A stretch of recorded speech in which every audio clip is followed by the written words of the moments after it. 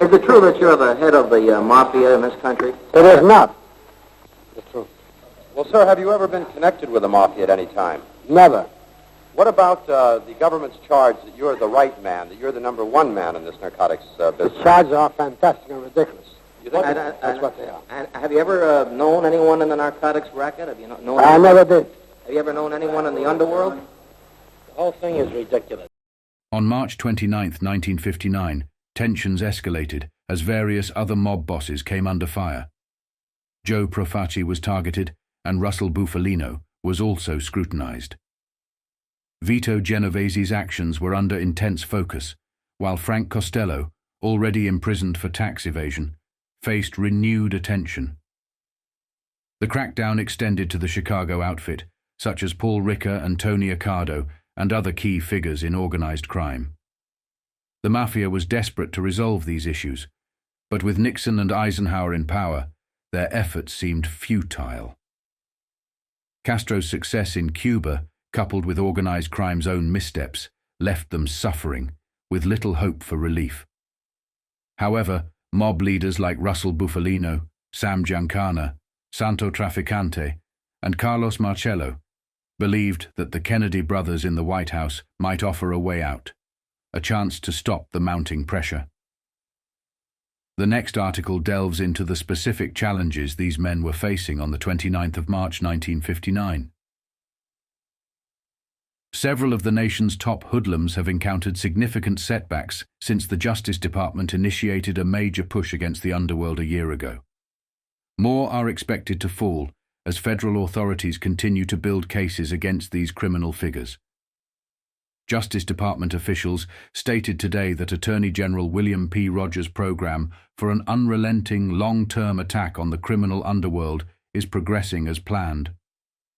Rogers announced the program a year ago as a systematic, non-sensational drive to combat organized crime with a highly organized series of prosecutions aimed primarily at incarcerating or deporting the 100 top hoodlums. Select List Secret. The names on the select list have never been published, but as a starting point, the Attorney General ordered a consolidation of information on these individuals from the files of the FBI, the Immigration Service, and the Treasury units handling counterfeiting, narcotics, alcohol, and income tax cases. The Council of State Governments and the National Association of State Attorneys General pledged their cooperation with respect to the information available to them. Milton Wessel, a 35-year-old former assistant U.S. attorney in New York City, was recalled from private law practice to serve as an information coordinator with the title of Special Assistant to the Attorney General. Recognizing that the underworld had divided the country into roughly defined operating areas, Northeast, Midwest, Far West, and Southeast, Wessel and his staff established field offices in New York, Chicago, Los Angeles, and Miami. One of their tasks was to investigate the activities of some 60 men who attended the so-called crime convention at Appalachian, New York, on November 14, 1957. Record to date. In the year since Wessel's task force began its highly secret work, in cooperation with local and state officials, several significant developments have occurred. Vito Genovese, described as a top figure in the New York underworld and a participant at the Appalachian meeting, was indicted on narcotics charges and is currently on trial in New York. Russell Bufalino of New York, another Appalachian delegate, has been ordered deported, and deportation proceedings have been initiated against several others who attended the Appalachian meeting. Joe Profaci, another delegate identified with Brooklyn rackets, has been denaturalized, typically a preliminary step toward deportation. Gambler Frank Costello, already in prison for income tax evasion, has had his American citizenship revoked. Paul Ricker, also known as Paul de Lucia, once a right-hand man to Al Capone, was convicted of income tax evasion in Chicago and sentenced to 3 years in prison. Peter Licavoli, reputed leader of the Detroit Purple Gang, was also convicted of income tax evasion and received a 2.5-year sentence.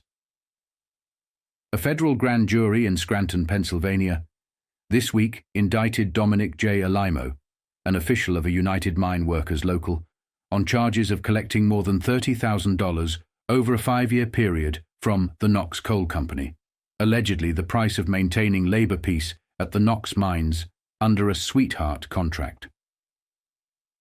Alaimo was an Appalachian delegate. Last week, Abner Longy Zwillman, linked with nationwide racketeering for years, hanged himself at his home in West Orange, New Jersey, after the FBI arrested 6 individuals in connection with an alleged jury fix in Zwillman's 1956 income tax evasion trial, where the jury had reported being unable to agree on a verdict. On April 1st, the defense rested its case for Vito Genovese. By April 2nd, he lost his bid for a mistrial. These 2 articles begin to show Vito's downfall. Within a few months, he would be behind bars. Before that, Vito would be arranging sit-downs to appoint new leaders for various rackets and districts.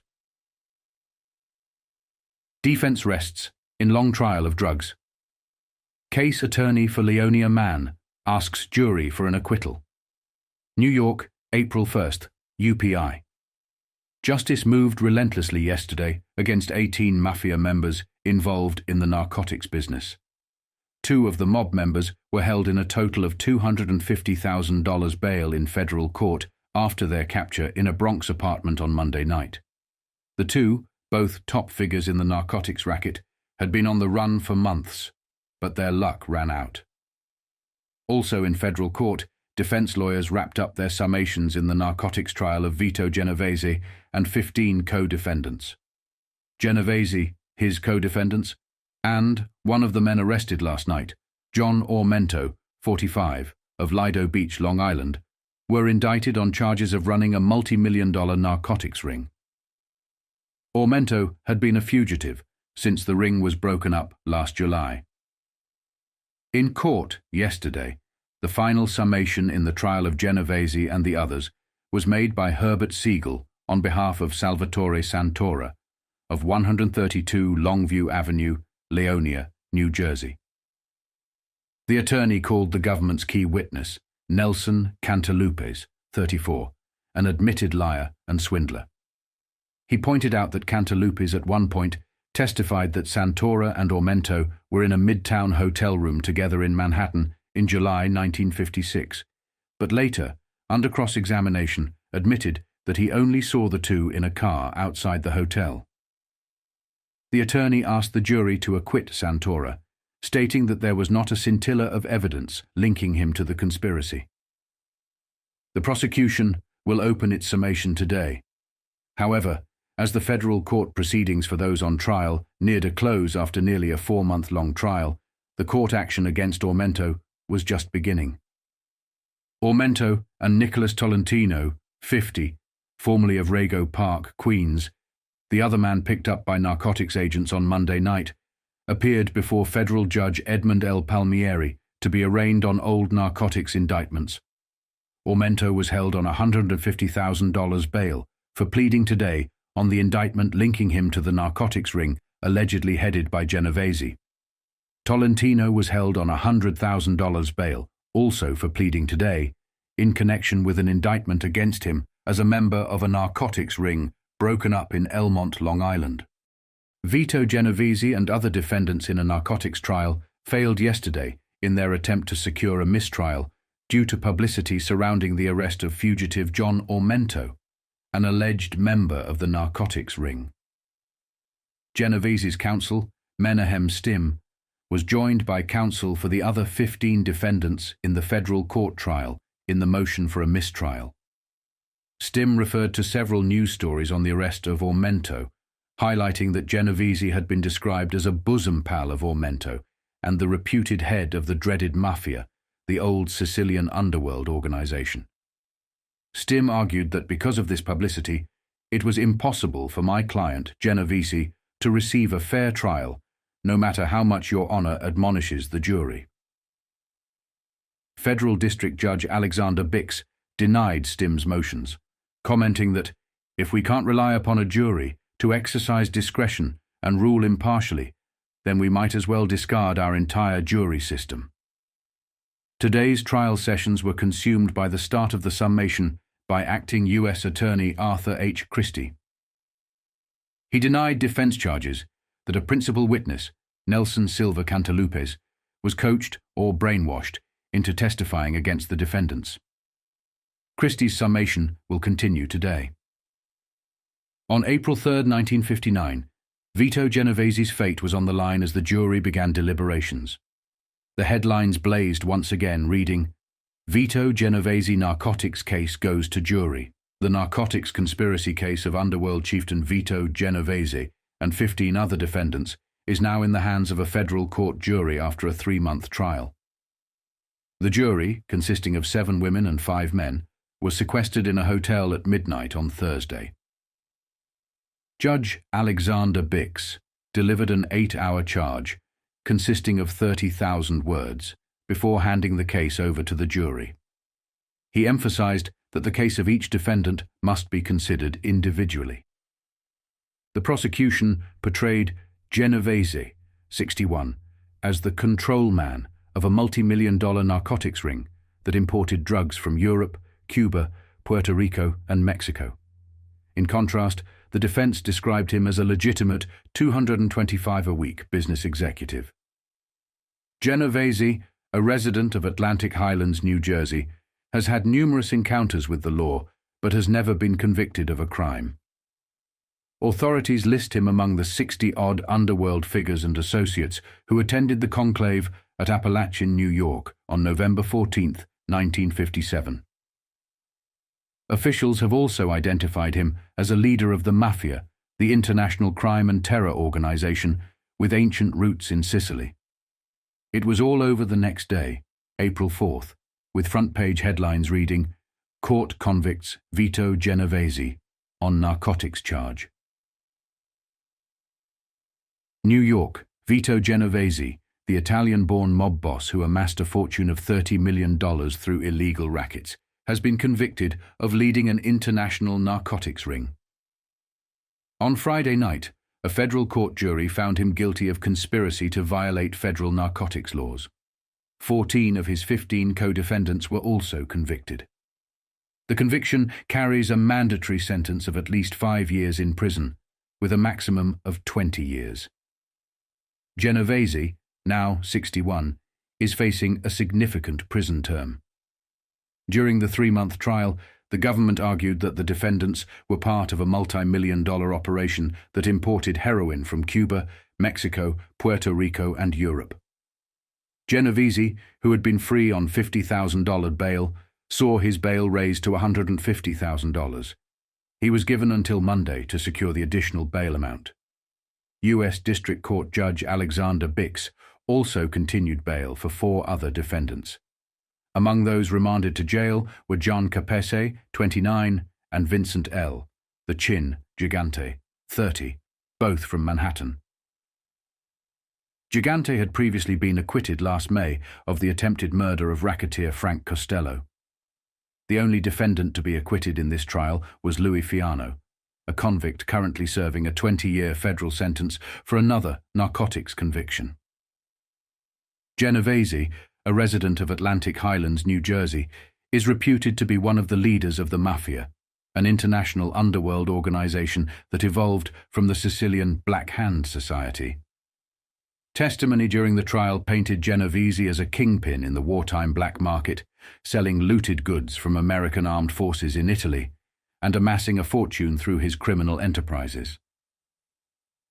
Sentencing is scheduled for April 17th, and Genovese also faces possible deportation as a result of his conviction. Vito wanted to avoid any problems after his prison sentence, especially with the newspapers speculating about what might happen. On April 5th, an article was published with the headline, "Turmoil in the nation's underworld was anticipated today as a result of the narcotics conviction of Vito Genovese, who is described in some quarters as its ruling overlord." One possibility was a new Appalachian-type conclave to select a successor to the 61-year-old rackets boss who reputedly amassed a $30 million fortune over 4 decades of illegal activity. Another possibility was a grim struggle for power among the country's top hoodlums, perhaps settled with gangland bullets, as so often happened in the past. In any case, authorities were on alert for further mobster gatherings, such as the notorious convention that took place in November 1957 at Appalachian, New York. That meeting was generally regarded as a conference of United States kingpins in the Mafia, the worldwide underworld society. Struggle scene. Some authorities believe it was held for the purpose of reshuffling power following the assassination of mob big shot Albert Anastasia. Genovese was a delegate to the Appalachian meeting. He has been variously labeled as the king of the underworld and the boss of the Mafia in this country. He and 14 others were convicted in federal court on Friday night after a 3-month trial on narcotics conspiracy charges. The government said Genovese was the mastermind of a multi-million-dollar ring importing heroin from Cuba, Mexico, Puerto Rico, and Europe. Sentencing in the narcotics case was set for April 17th. There was no word as to whether the government would seek immediate deportation. By early April, around the 9th, things were beginning to unravel for Vito. Newspapers started openly mocking him, highlighting his mob history and labeling him as a notorious gangster. They even referred to him as a torpedo.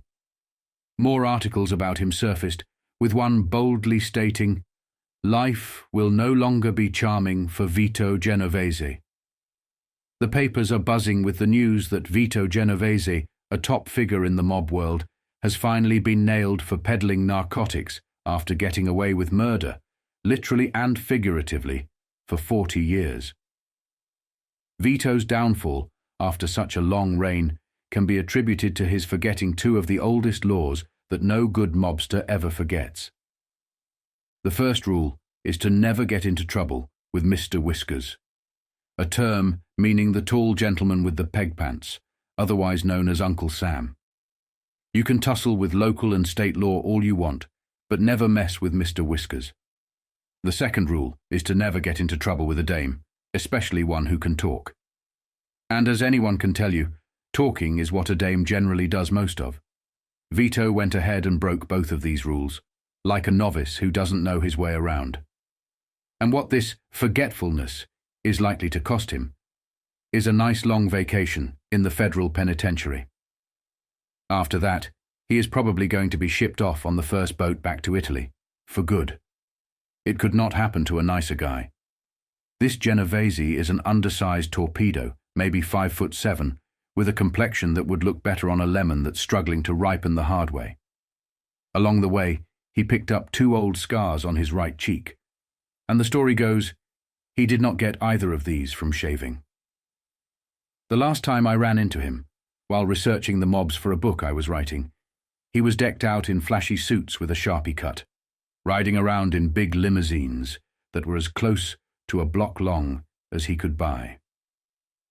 He was holed up in a flashy estate on the Jersey coast, overlooking Sandy Hook and the Atlantic Ocean.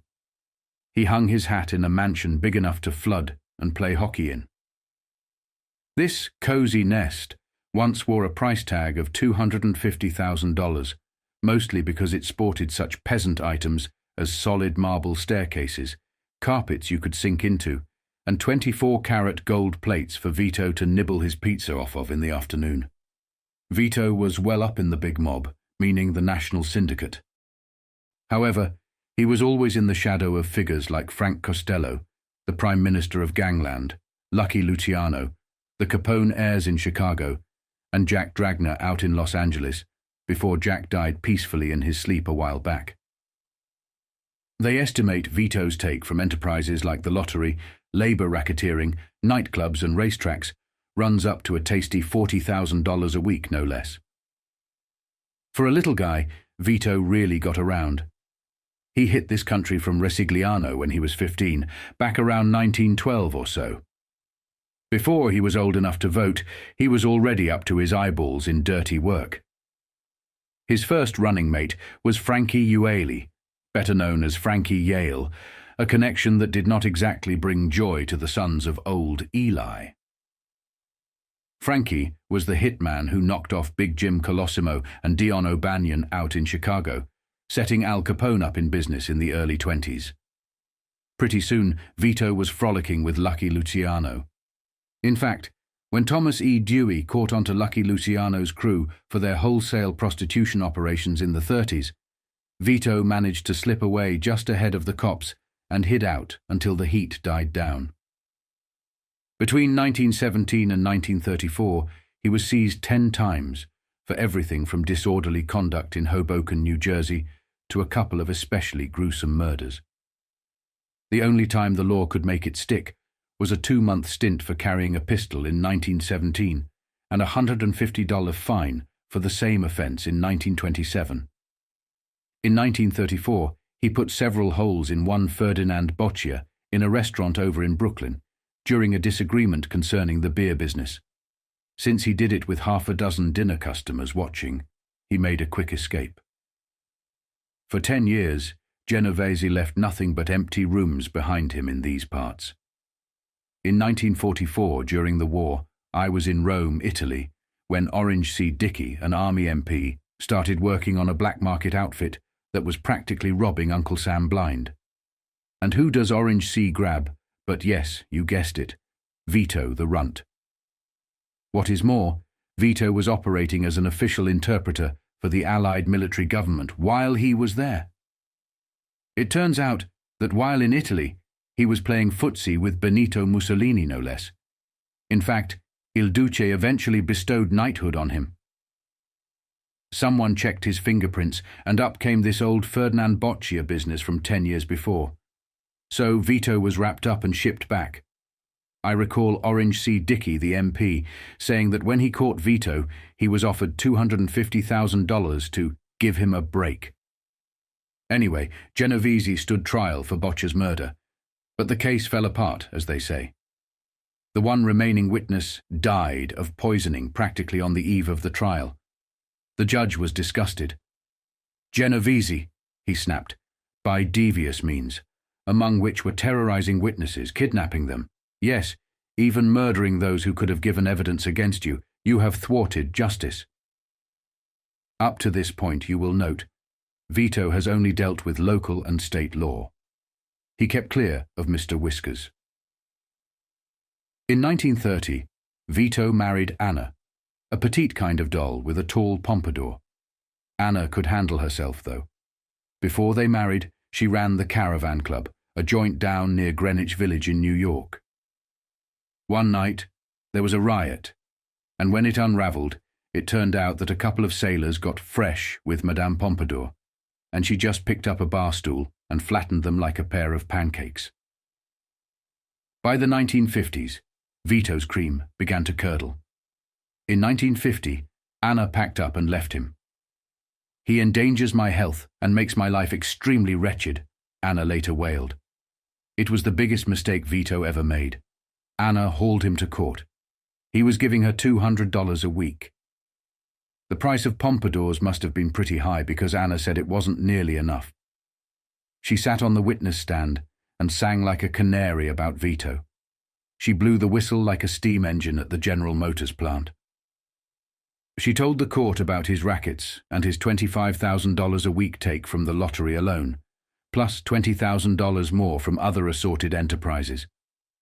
She tied Vito to narcotics, kickbacks, gambling, and she linked him with Frank Costello, Albert Anastasia, and half the blue bloods of the Underworld. Well, that puts Mr. Whiskers after Vito, and any mob boss will tell you when Uncle Sam starts looking your way, you would better head for the hills. Last fall, Uncle Sam finally put the pieces in place and tagged Vito as the top man in a ring smuggling heroin from Europe, Cuba, Puerto Rico, and Mexico. And here the other day, the jury threw the book at him. Chances are, if you ask Vito what he has to say now, he is probably echoing what he said when Anna hauled him into court that time. "Why does she do this to me?" he wailed. "Why does she want to step on my heart?" On Wednesday, April 15, 1959, various newspapers highlighted the relentless pursuit of certain cases by the media, along with the Justice Department's ongoing efforts to bring Russell Bufalino to justice. This is just one of the articles that appeared. Appalachian probe subpoenas, Genovese and 3 others for May 12th. Vito Genovese and 3 other men who attended the 1957 Appalachian Gangland Convention have been subpoenaed to appear before the State Commission of Investigation on May 12th. The others are John, Big John, Ormento, Natale Evola, and Andrew Haynes. The 4 men were called in yesterday by the Commission in New York City. They were not questioned. Instead, they were simply given subpoenas and directed to return next month. Ormento, who has previous narcotics convictions on his record, was recently arrested on other narcotics charges. The latest case has not been disposed of. Bufalino, a Kingston, Pennsylvania dress manufacturer, is fighting a deportation order in federal courts. Genovese, Ormento, and Evola come from the New York City area. And then it was all over on April 18th. Vito Genovese's sentence was announced, a 15-year prison term, effectively a life sentence, as it meant he would likely die behind bars. Despite this, Vito held on to a sliver of hope, thinking he might find a way out or still exert some influence. However, the writing was on the wall. It was the end of the road for him. He had risen through the ranks to become a boss, but now he would rule from behind bars. An article was released that detailed the concluding chapter of Vito Genovese, describing his appearance in court, how he reacted, and how he handled the grim reality of his fate. Vito Genovese was behind bars today, sentenced to 15 years as the mastermind of an international narcotics ring. It took U.S. District Court Judge Alexander Bix just 3 minutes on Friday to send Genovese to jail, revoke his $150,000 bail, and fine him $20,000. The 62-year-old Italian-born Genovese faces further troubles. As a denaturalized alien, he faces automatic deportation for criminal activity. Appears calm. While Genovese appeared calm as the sentence was passed, the packed courtroom echoed with whistles of incredulity and groans. In a last-minute statement, Genovese told the court, "All I can say, Your Honor, is I am innocent." His lawyer, Anthony A. Calandra, filed an appeal and said he will go before the U.S. Court of Appeals on Monday to ask for bail pending the appeal. Genovese has been described as the king of the rackets and is reputed to have made $30 million through racketeering. 14 others convicted with Genovese on April 3rd received at least a 5-year prison term, as required under a federal narcotics law passed by Congress in 1955. The trial began on January 5th. Bow's head among those sentenced was henna-haired John Capase, 30, of Manhattan, a mother of an 11-year-old boy. She bowed her head and cried softly as her sentence was pronounced. She received the minimum 5-year term.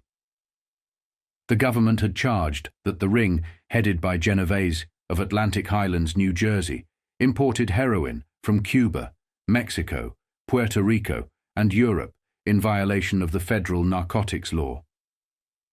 Genovese and Natale Evola, 52, who was sentenced to 10 years and fined $20,000, were delegates to a gangland convention at Appalachian, New York, in November 1957. Vincent L. the Chin Gigante, 30, of Manhattan, received a 7-year term. He was acquitted last May of the attempted murder of racketeer Frank Costello. The 1957 Appalachian meeting was driven by several key issues within organized crime. One major concern was the selling of Mafia memberships by certain members, which caused significant tension.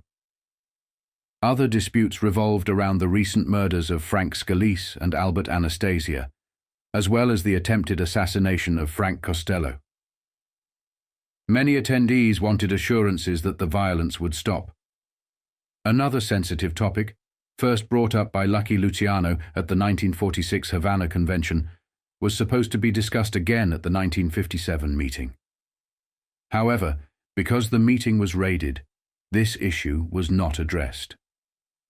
2 years later, articles began to surface about the true purpose of the meeting. On April 28th, a headline revealed that the Mafia was attempting to get out of the narcotics trade, though it acknowledged that doing so was proving difficult. Here is the article in full. By Victor Riesel. This column, reporting for the first time on the secret purge after the infamous Appalachian crime convention, is based on extensive interviews with the nation's highest law enforcement officials. And here, too, is the brutal reality for the mob trying to dig into labor and legitimate business. Coolly counting the new dangers of dope peddling, the Mafia is now trying to extricate itself from the snarl of narcotics trafficking. The Mafia's virtually unknown men of substance have given orders that its people are to stop pushing the stuff as soon as possible and are not to get involved in any new deals in the multi-million-dollar heroin racket. But even for the Mafia, which is accustomed to mayhem and murder, this is not easy. Many are struggling to get out. Some have been murdered after they abandoned their high-button shoes. From then on, the mob went heavily into bootlegging, gambling, and narcotics. The syndicate fanned out into industry and labor, but the big money has always been in dope peddling. Finally, in 1951, Congress passed the Narcotics Control Act. This law centralized the reporting of all addicts by U.S. agencies and set up a federal school to train state and local narcotics experts. Heavy prison terms were made mandatory for convicted smugglers and pushers. Harry Anslinger's Federal Narcotics Bureau began rolling up evidence for thousands of indictments. There were 1,500 convictions during 1958. Mafia chief Vito Genovese, who just received a 15-year sentence for running a dope ring, is the latest victim of the crackdown. But all of this is the Mafia's men of influence, as some Justice Department people call the Dons. This is the opinion of Attorney General Rogers, who bases his actions and decisions on what his new cadre of specialists has advised him in recent months. It can be disclosed here that it is positively the opinion of some of the most informed crime specialists that the Appalachian Crime Convention was called on November 14, 1957, primarily to discuss the dangers of the narcotics business and to order the crime syndicate's men to get out of the trade. There were other items on the Mafia convention agenda, but winding up the narcotics traffic was the core business of this conclave, which the police rudely interrupted. The sources for this column are aware of the startling impact of these views. For the mob, narcotics are the most golden profit of all, and power too. But the government people go beyond quoting their anonymous informers. They point to the Mafia's move out of its counterfeiting stage decades ago. 40 and 50 years back, phony bills were as frequent as phony bottled elixirs. The mob anticipated the passage of the Narcotics Control Act and decided to issue its convention call, picking Joe Barbara's estate in upstate New York as the meeting site. Within a few days of the Appalachian Convention, the president summoned his new Attorney General, Rogers. He wanted to know just who these people were who could arrogantly run a crime convention. The president asked for a full report. Mr. Rogers consulted FBI Chief J. Edgar Hoover. Soon, every FBI headquarters across the land assigned agents to cover and report on every big-time hood and syndicate executive in their regions. The result was a two-part, 217-page report. There, in the report, is evidence that the Mafia had scientifically decided not to battle the odds that were now stacked against the mob. And out of all this came the realization that the underworld simply believes the time has come to move more heavily into the business world and the labor field, and out of the narcotics trade. The boys got out of it quicker than you would expect. On May 5th, Vito Genovese held a private meeting with some of his key members to discuss the future of his criminal syndicate. He had resigned himself to the reality that he was going to prison and needed to strategize on how to maintain control over his empire from behind bars. In a twist of irony, this meeting was also raided, earning the nickname a poor man's mini-Apalachin. As a result, Vito Genovese is now remembered in history as a man who could not successfully organize even a clandestine meeting. The Poor Man's Appalachian Party, which was raided by Brooklyn police on Sunday, was convened at the direct command of Vito Genovese and Mike Miranda, primarily to discuss the disturbing intrusion of outside elements into what used to be a well-oiled, organized racket setup, a high police source told the news yesterday. It was also in the nature of a graduation, or rather, a promotion day, he said. It has been no secret lately that with Vito Genovese under federal sentence for a narcotics rap, and his reputed successor, Miranda, trying to run things from the embarrassing environment of a cell in the civil prison, the heat is on the big shots, the news source said. The meeting didn't meet other racket-minded elements, quick to note this, have started cutting in on such activities as dope peddling, gambling, and policy in East Harlem and other sections of the metropolitan area, he asserted. The main objective of the meeting, which was interrupted before it ever got started, was to find ways of combating such conditions. By William Federici and Arthur Mulligan, the officials said that none of the 23 men arrested in the raid on a luncheonette at 203 Bridge St. were what is termed in the trade as big men. But they are emissaries, he said, who have been chosen by the hierarchy of gangland to carry out their wishes and orders. He mentioned that certain members of the Little Appalachian group had been seen visiting Miranda since his confinement for contempt after clamming up about what went on at the Big Appalachian meeting in November 1957. Small fry, big troubles. Among other things that never got discussed at Sunday's meeting, the news source said, was the promotion all along the line of succession of certain deserving members to take the places of big shots, who are either in trouble with the law or are being watched so carefully by authorities that they have to lie low for a while. But while the Little Appalachian delegates were described as not big, the troubles they were heading for yesterday seemed as big as those which befell their Big Appalachian counterparts.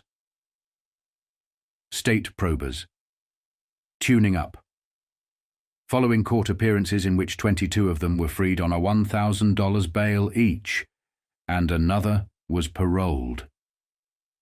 The 22 were slapped with subpoenas by members of the Brooklyn District Attorney's Racket Squad, ordering them to appear today before the Brooklyn Rackets grand jury. The news also learned that the State Crime Commission was preparing subpoenas of its own to serve on them. The 22 were released on bail in Bay Ridge Magistrates Court by Magistrate Edward Cayazzo on charges of consorting with known criminals, that is, with each other. Their hearing was adjourned until May 12th after Assistant District Attorney Howard Legum said that detectives were still continuing their investigation and checking police records. All the defendants had previous arrests, and most of them had convictions dating back many years, he said. Things continued to spiral downward for Vito Genovese. On May 6, 1959, the district attorney's grand jury began seeking answers and demanded that Vito explain the details of his meeting, which had been dubbed Little Appalachin. This marked yet another blow to Vito, as he faced increasing legal scrutiny and pressure from authorities. Crime grows.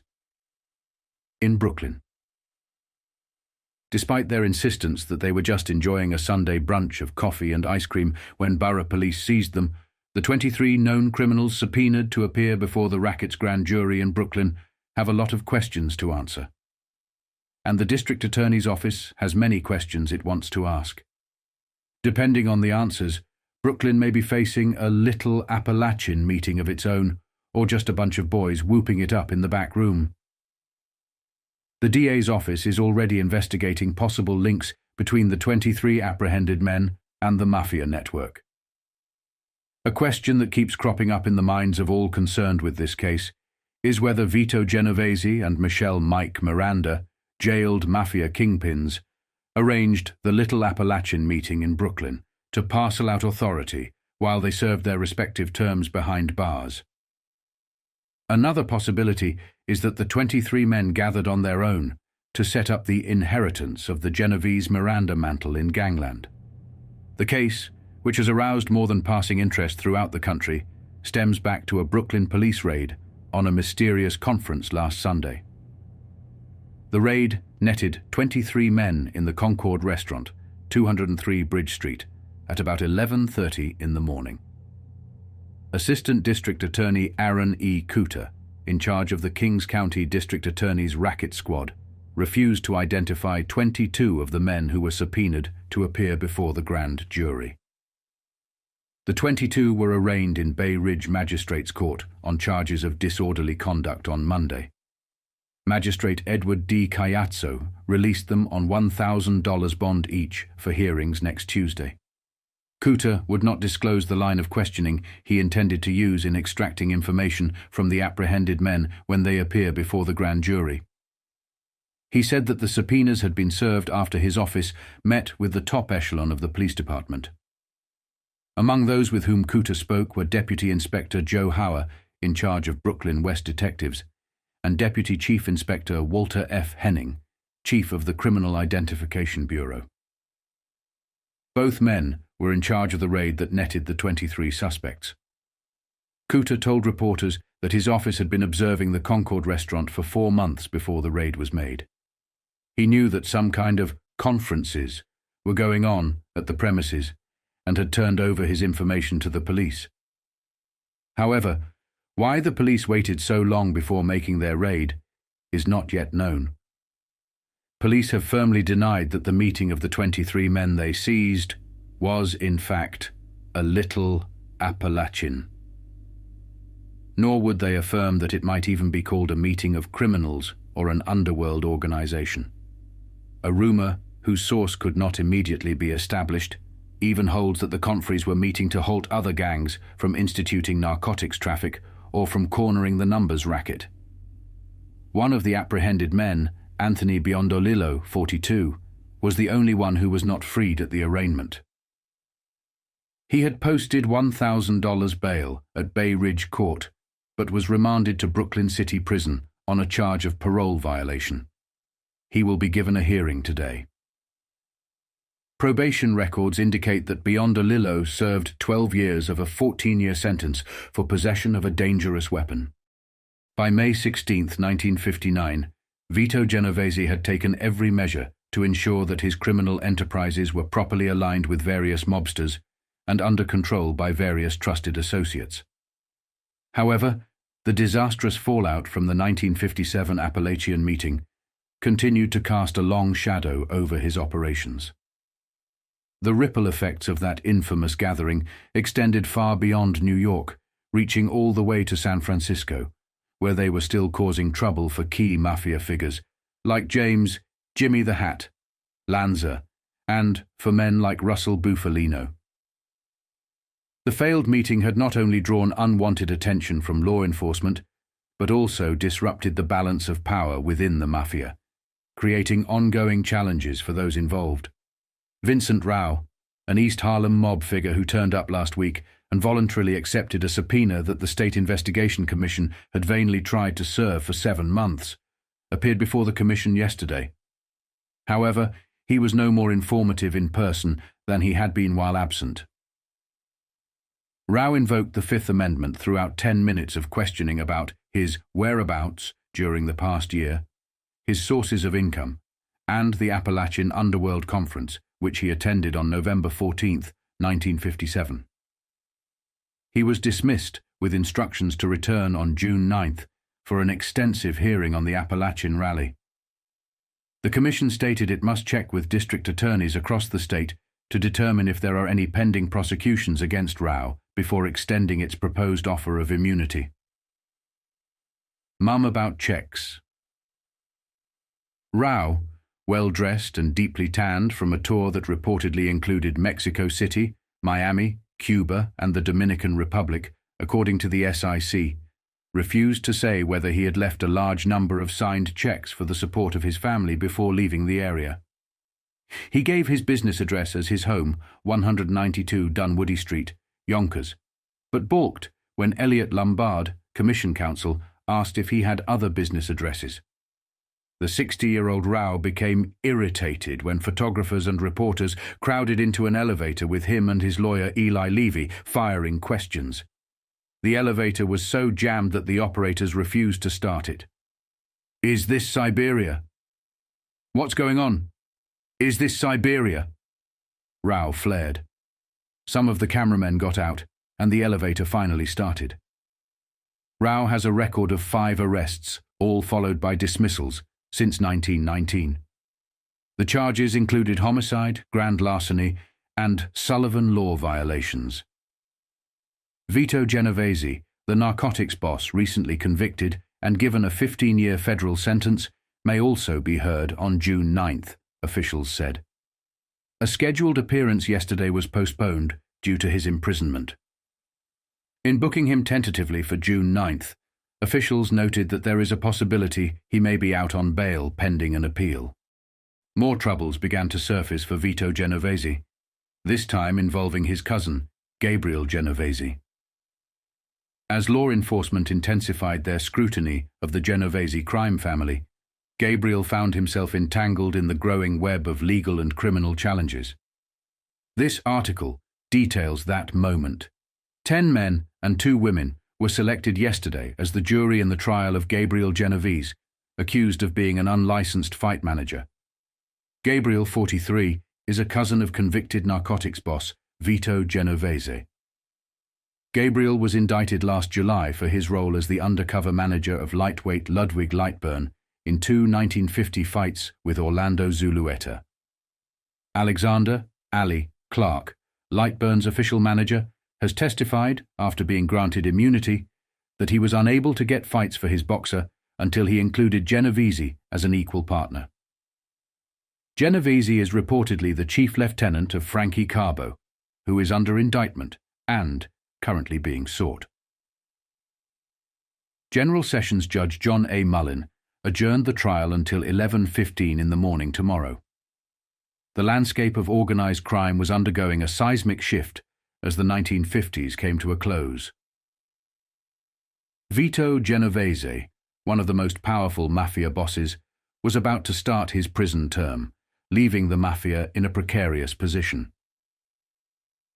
The fallout from the disastrous Appalachian meeting in 1957 had exposed many high-ranking figures within organized crime, unraveling the secrecy that had long protected them. This exposure traced back to the days of the Kefauver hearings, where certain individuals in America had been warning that the Mafia existed on U.S. soil. Despite attempts to deny or downplay these claims, the Mafia had in many ways brought this downfall upon themselves. The self-inflicted blow from the Appalachian meeting revealed the inner workings of one of the most powerful criminal syndicates, changing the fabric of the nation. Articles and reports were now regularly being released, shining a spotlight on organized crime figures who had once operated in the shadows. With one administration in the White House ending and another on the horizon, these men, despite their notoriety, remained influential political kingmakers. Their desperation for anonymity grew as they sought to regain control of Cuba from Castro, viewing the island as a lost stronghold. As the 1960s approached, the Mafia faced a new reality. Their actions were no longer hidden. They were being documented, recorded, and used as evidence against them. This marked the beginning of a relentless war on organized crime that would intensify throughout the 1970s and 1980s, leading to the eventual decline of the Mafia's power by the 1990s. This documentary has aimed to give you a comprehensive understanding of the changes that were occurring in the world of organized crime during this tumultuous period. My research, which informs my YouTube channel, draws not only from books, FBI documents, and other documentaries, but also from meticulous day-by-day examinations of newspaper articles and historical records. By the time you reached the 60s, the Mafia's influence was waning, as what they said and did was being tracked and scrutinized like never before. As we transition into the discussion of Carlos Marcello and the broader war on organized crime, I hope this context enriches your understanding of how these shifts unfolded. The final article I present here is a fascinating piece that highlights the power players of the time, men who, despite being embroiled in controversy, still wielded enough influence to potentially sway a presidential election. But as history would show, the wise choices they needed to make were clouded by their inability to grasp the full extent of the challenges they were facing, a situation not unlike what Lucky Luciano and Frank Costello experienced in the 1930s. By losing those voices of experience and wisdom, the Mafia found themselves navigating treacherous waters without the guidance they desperately needed. 21 big-name mobsters were seized today in a nationwide crackdown on racketeers who attended the 1957 Gangland Convention at an Appalachian New York hilltop hideaway. 6 more were being sought, but Justice Department officials conceded they might have trouble tracking down 5 of them. All were charged with conspiring to obstruct justice and defraud the United States in an indictment returned by a federal grand jury in New York. 3 faced additional charges of perjury. 36 others, including Joseph Barbara Sr., the host at the Appalachian conclave, were named as co-conspirators, but not defendants. Justice Department officials said that while they were sure the 36 encouraged the conspiracy, there was insufficient evidence that they had participated directly. Attorney General William P. Rogers disclosed the indictment and the start of the coast-to-coast racketeer. Round up here, shortly after several of the mobsters were routed out of bed at 6 in the morning. By noon, 21 members of the who's who of the underworld had been taken into custody. Bail for those in custody ranged from $13,000 to $100,000 each. One who hit the top bracket, John C. Montana of Buffalo, New York, put up the $100,000 out of his own pocket. The New York grand jury that returned the indictments had been conducting an investigation of racketeering and crime syndicates, particularly in the ladies' garment industry and the East Coast traffic in narcotics. Rogers said all 27 named as defendants were accused of conspiring to obstruct justice by giving false and evasive testimony about the rendezvous of racketeers at Appalachian. The conspiracy charge carries a maximum penalty of $10,000 in fines and 5 years in jail. The maximum penalty for perjury per count is a $2,000 fine and 2 years in jail.